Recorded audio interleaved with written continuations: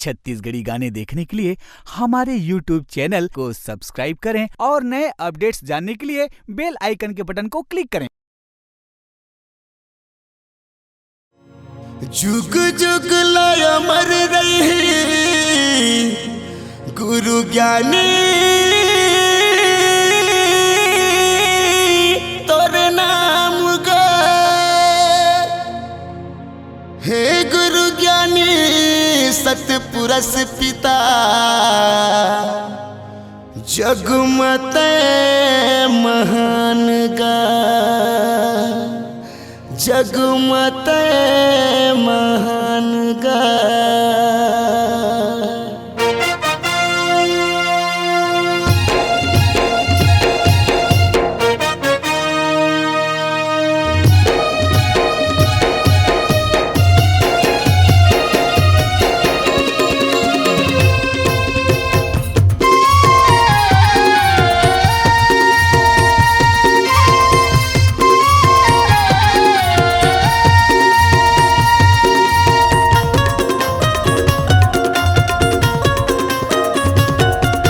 सादा के झंडा लहरा गे गुरु बाबा के जन्मदिन आ गे। सादा के झंडा लहरा गे गुरु बाबा के जन्मदिन आ गे।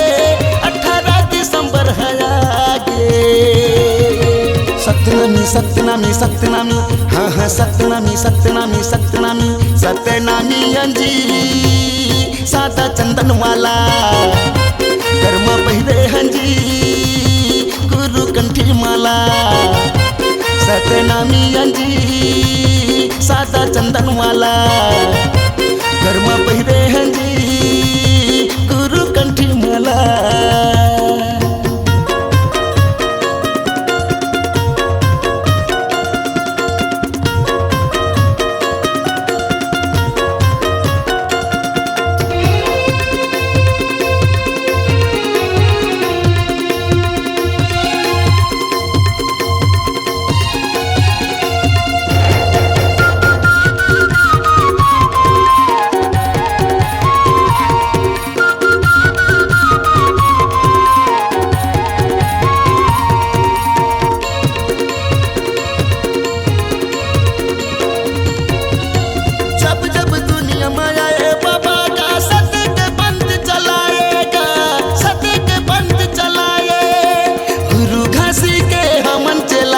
सतना में हम कहाएंगा गुरु बाबा के हम चला सतना में हम कहाएं।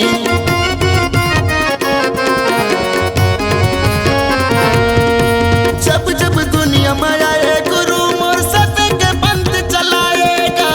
सत्य के पंथ चलाए गुरु घासी के हम चला सतना में हम कहाएं।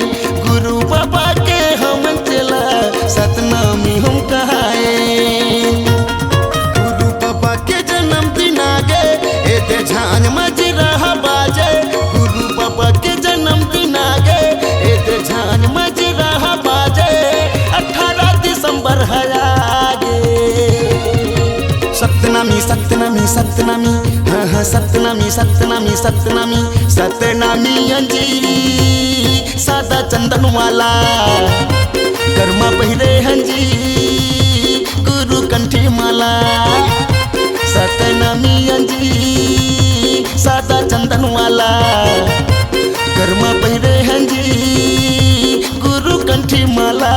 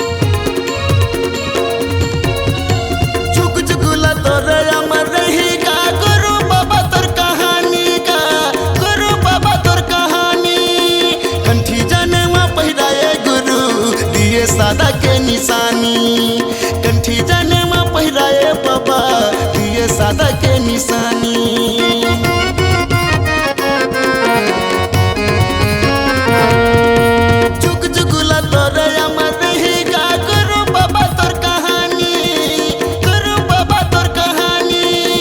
कंठी जनेवा पहिराए गुरु दिए सादा के निशानी, कंठी जनेवा पहिराए बाबा दिए सादा के निशानी। दे सादा के झंडा लहरा गए गुरु बाबा के जन्मदिन आ गए, दे सादा के झंडा लहरा गए गुरु बाबा के जन्मदिन आ गए। 18 दिसंबर है आगे सतनामी सतनामी सतनामी, हाँ हाँ सतनामी सतनामी सतनामी सतनामी अंजी सादा चंदन वाला कर्मा पहिरे हंजी गुरु कंठी माला। सतनामी अंजी सादा चंदन वाला कर्मा पहिरे हंजी गुरु कंठी माला। सतनामी अंजी सादा चंदन वाला कर्मा पहिरे हंजी गुरु कंठी माला। सतनामी अंजी सादा चंदन वाला कर्मा पहिरे हंजी गुरु कंठी माला। सतनामी अंजी सादा चंदन वाला कर्मा पहिरे हंजी गुरु कंठी माला।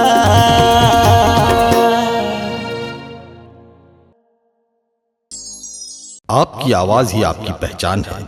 यदि आप अपनी आवाज को एक नया आयाम देना चाहते हैं तो चले आइए मल्टी ट्रैक डिजिटल रिकॉर्डिंग के लिए AVM audio video studio Khamtarai Raipur. Mobile number 9301523929 और 7869646201।